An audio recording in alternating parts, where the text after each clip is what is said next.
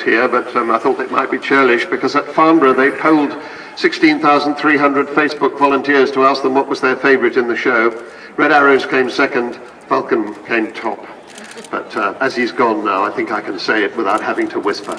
So here she comes towards us, flown today for us by the captain is Phil O'Dell, Pod, and Kev Rumin sitting in the right-hand seat.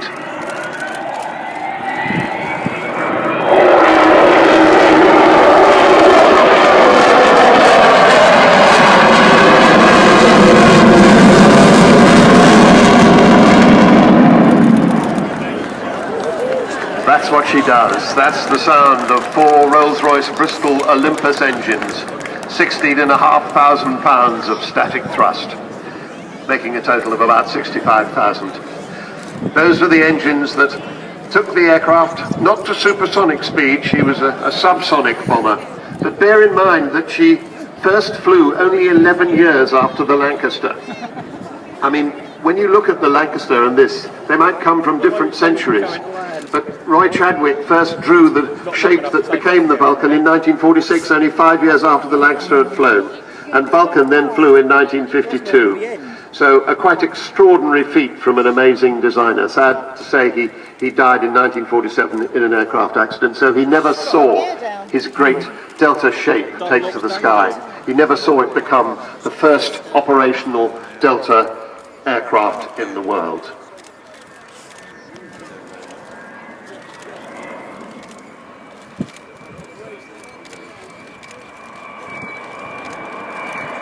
So the wheels down now, all 18 wheels as she flies past.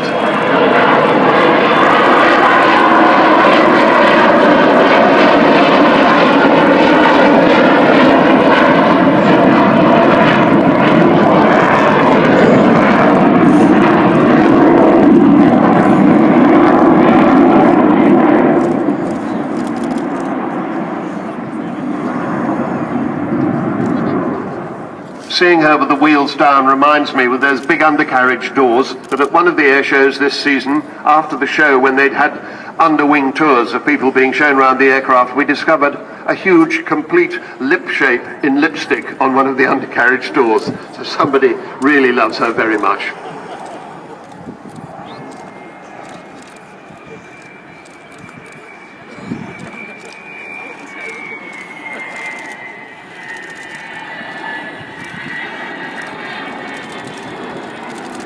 And there is the bomb bay opening. You can see that huge bomb bay underneath the aircraft. That's what a bomber is all about. That was originally designed to carry the hydrogen bomb when Britain was involved in the mutually assured destruction of the Cold War. As the great author Frederick Forsyth said, it's a fool of a nation that doesn't honour its veterans and revere its saviours. And through its long career, the Avro Vulcan was both of those. Through the most dangerous years, in the 50s and 60s, she patrolled the perimeters of hostile airspace. She held the line, saying by her presence to any aggressor, don't even try it, and they didn't. And we are all here to tell the tale. The Cold War did not develop into that planet-destroying global war. As she comes round again this time, you'll see the bomb bays closing. Now here is a lovely sight. 3 of the great British aircraft as she comes round the runway. Here is the Hunter and the Canberra on the runway underneath her.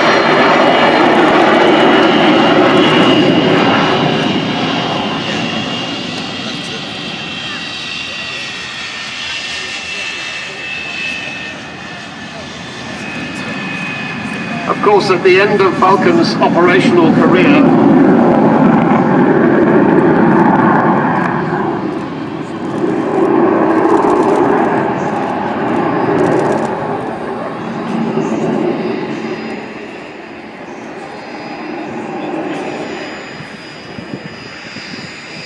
at the end of